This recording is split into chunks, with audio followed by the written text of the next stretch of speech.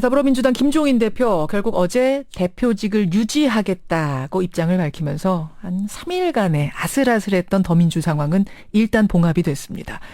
김종인 대표가 이런 말했죠. 선거를 20여일 앞둔 상황에서 책임감을 느꼈다. 그러면서도 당의 정체성 문제가 해결되지 않으면 수권 정당이 될 수 없다라는 강경한 입장을 거듭 밝혔습니다. 더민주의 일련의 상황들, 이분은 어떻게 보고 있을까요? 공천에서 배제된 뒤에 백의종군을 선언했습니다. 첫 방송 인터뷰가 되겠네요. 더불어민주당 정청래 의원 연결이 되어 있습니다. 정 의원님 안녕하세요. 네, 안녕하십니까. 정청래입니다. 오늘은 목소리가 아주 밝으시네요. 좀 몸살 감기가 왔는데요. 약간 좀 잠겨 있습니다. 이제 마음을 좀 추스리신 거예요? 지금 전국을 다니면서 지금 지원 유세를 하고 있는데요. 불출마 선언 이후 다음 날부터 많은 후보들이 전화가 왔어요. 개소식 좀 참석해달라, 축사해달라. 예. 그래서 지금 눈코뜰 새 없이 바쁩니다. 그러죠. 뭐 당 얘기 못지않게 정청래 의원 얘기도 많이들 궁금해하시니까 그 질문부터 좀 드리죠. 네. 우선 정 의원 컷오프된 뒤에 지지자들 항의로 홈페이지가 마비되고 당사 앞에서 연일 시위 벌어지고 뭐 이 정도 명분, 이 정도 분위기라면 네. 탈당 후 무소속 출마를 고려 안 했다면 그게 더 이상한 상황인데 어떠셨어요? 저는 컷오프 소식을 처음 듣고 정치를 그만둘까라고 생각은 했었어요. 그만둘까까지? 예. 그런데 뭐 탈당 무소속은 컨셉이 없었고요. 한 번도 그건 생각해 본 적이 없습니다.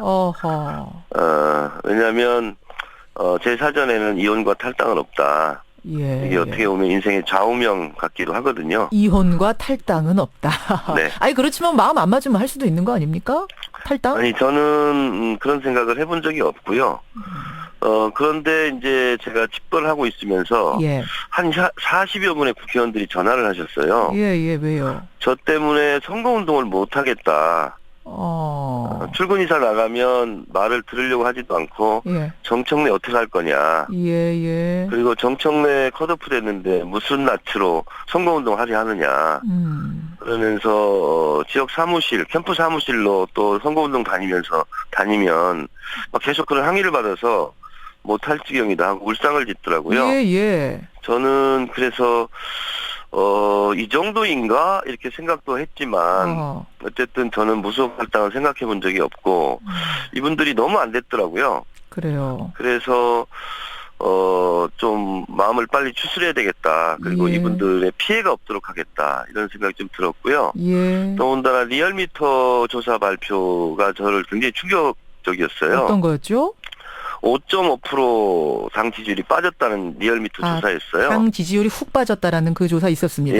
그리고 깜짝 놀라서 그러면 한 수도권은 한 10% 빠졌다는 얘기인데 그러면 이 상태로 선거 치르기 어렵겠다.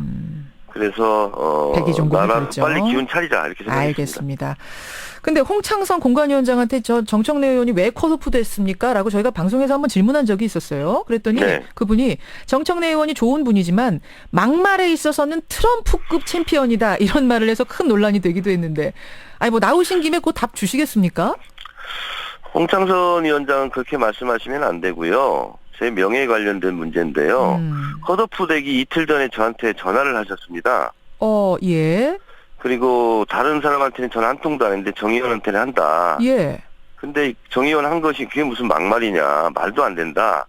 근데 당에서 좀 이상한 흐름이 있으니까 좀 다시는 그러지 않겠다는 취지로 사과 기자회견을 했으면 좋겠다. 그럼 내가 알아서 구제를 하겠다. 그래서 기자회견까지 하면 어떻게 합니까? 좀 더 이상하죠. 그래서 그러면 제가 SNS로 그런 의사를 표현하겠습니다.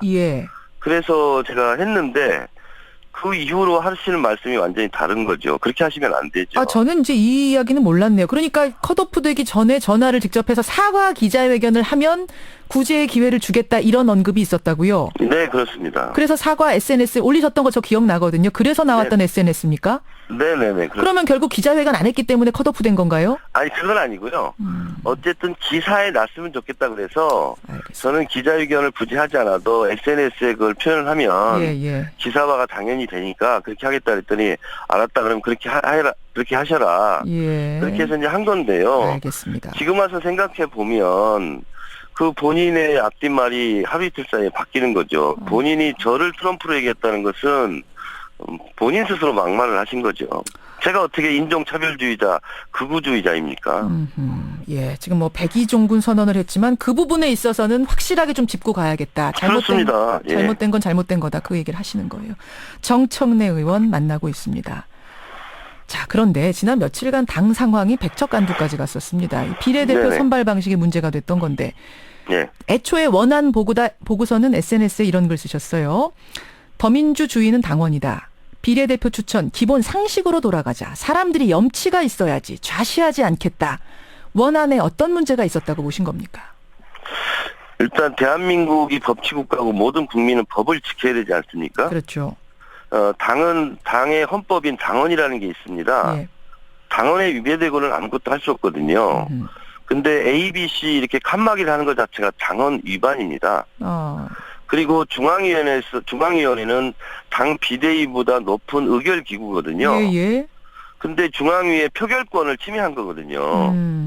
그리고 나서 A에는 10명이면 무조건 당선되는 거 아닙니까? 그렇죠. 거기에 한두 명씩 본인들의 이해관계가 있는 사람들을 끼워넣고 예. 하는 것은 염치가 없는 일이죠. 그 부분에서 문제가 있어. 그럼 김종인 대표가 비례 2번이냐 아니냐 그 문제가 핵심은 아니었단 말씀이세요? 그렇습니다. 김종인 대표는 만약에 문재인 대표가 대표를 하셔도 예. 비례 2번으로 모셔올 수 있는 분이라는 생각은 들어요. 그러세요. 다만 저는 본인 스스로께서 2번이 아니라 보통 김대중 대통령 같은 경우도 좀 끝번을 배치하고 내가 당선될 수 있도록 도와달라 이렇게 했으면 좀 더 아름다운 모양새였을 텐데 예. 저는 뭐 그것과는 관계없이 예. 뭐 2번을 하든 10번을 하든 저는 뭐 당선에는 문제가 없다는 알겠습니다. 그 말씀도 저는 이해는 합니다. 그런데 김종인 대표는 지금 문제가 있었다는 지점이라고 말씀한 그 칸막이에 대해서 네. 당의 체질, 정체성을 바꿔야 수권 정당이 될 수 있기 때문에 전문가 네. 그룹을 꼭 앞쪽으로 배치를 시킨 거고 이른바 운동권 그룹, 운동권 개파라고 지칭되는 그룹들을 뒤로 뺀 거다. 그래야 우리는 수권 정당이 될 수 있다라고 말씀하세요. 어떻게 생각하십니까? 저는 동의하기는 어렵고요. 김종인 대표조차도 운동권 출신입니다. 경제민주화 운동권이잖아요. 아하, 그래서 백범 김구는 독립 운동권입니다. 예. 하나의 주제를 놓고 그 부분에 대해서 국민들에게 많은 부분을 알려지도록 하는 것이 운동이에요. 예. 그 운동이라는 말을 잘못된 개념으로 사용하면 안 될 것 같고요. 저는 비례대표의 기준은 유명하고 대중적 신망이 있으면 좋고 그리고 전문가적인 식견이 있으면 좋고 그리고 당의 정체성에 부합되는 이런 3박자를 갖춘 인물이 비례대표에 추천돼야 되고 그분들 얼굴 보고 또 찍는 분들이 있지 않습니까? 예. 그것이 저는 외연 확장이라고 저는 생각을 합니다. 그런데 이번에 원하는 상당히 그런 부분에 미흡했다. 뭐 결국은 이제 원안이 수정이 됐습니다. 그래서 이제 정청래 의원이 지적한 그 부분들이 다 수정이 되고 통과가 되긴 했습니다만 여전히 김종인 대표는 이대로는 안 된다. 당의 어떤 정체성이 바뀌어야 한다. 체질이 바뀌어야 된다는 얘기를 하고 있어요. 일각에서는 이번 사태 보면서 저 친노들이 김종인 대표 흔드는 거 아니냐. 결국 토사구팽하는 과정의 시작 아니냐. 이런 얘기가 나오더군요. 뭐 친노란 말씀들은 별로 안 좋아하시는 건 제가 압니다만. 총선은요. 예. 진영 대 진영의 싸움이거든요. 예. 그래서 당 지지율과 좀 무관하게 어떤 대통령을 내가 찍었느냐 이걸 가지고 표를 찍는 성향이 강합니다. 이게 진영 투표인데요. 노무현 대통령과 김대중 대통령 두 분을 우리가 배출했잖아요. 그렇죠. 이분들을 찍었던 분들이 또 찍는 거거든요. 아하. 그렇게 본다면 수도권 같은 경우는 노무현 대통령에 대한 향수 지지율이 높습니다. 예. 이런 국민들이 다 친노 성향이에요. 그런데 그분들이 노무현 대통령을 좋아하고 노무현 대통령 때문에 다시 투표를 한다고 해서 그분들을 배척하는 말이에요. 친노 패권주의란 말은. 아하. 앞으로 고쳐야 될 용어라고 생각합니다. 토사구팽의 과정 아니냐라는 이 시각에 대해서는 뭐라고 답하시겠습니까? 누가 토사구팽이에요? 김종인 대표를 결국은 선거에서 이용한 후에는 토사구팽 할 거다. 뭐 이런 이야기요.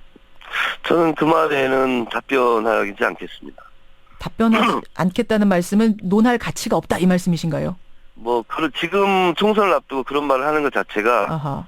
저희 더불어민주당을 흔드는 말이라고 생각합니다. 흔드는 말이다. 사실 정두원 의원이 했던 말인데 이건 어떤가요? 그러면은 더민준이 총선 이후에 전당대회를 당연히 열겠죠. 새 지도부를 꾸리게 돼 있는데 김종인 대표든 누구든 당에서 주도적인 역할을 하는 데에는 걸림돌 없다. 누구든 도전할 수 있다. 이건 맞는 건가요? 저는 민주정당이기 때문에 누구나 다 출마의 자유가 있다고 생각합니다. 다만 당원들이 어떻게 평가할지는 그 다음의 문제라고 생각합니다. 예. 왜냐하면은 총선 후에는 다시 이른바 패권주의 세력이 대대적인 당권 획득에 나서지 않겠느냐. 이런 이야기들을 해서 말입니다. 자, 그런데 이렇게 보면은요. 예. 박근혜 대통령이 됐고 새누리당 당원들은 박근혜 대통령을 많이 지지합니까? 그러면 친박 패권주의이기 때문에 박근혜 대통령을 지지하는 새누리당 당원들은 다 없어져야 됩니까? 아하. 박근혜 대통령을 지지하는 국회의원들은 다 컷오프 돼야 됩니까? 그건 아니지 않습니까? 예. 더불어민주당에서는 노무현 대통령을 지지하는 지지자와 당원이 많은 거예요. 그걸 가지고 친노 패권주의라고 한다면 당연히 문을 닫아야죠. 왜 유독 더 민주에게만 친노 패권주의라는 말을 계속 적용하고 바꿔야 한다라고 얘기를 하느냐 이 말씀이세요.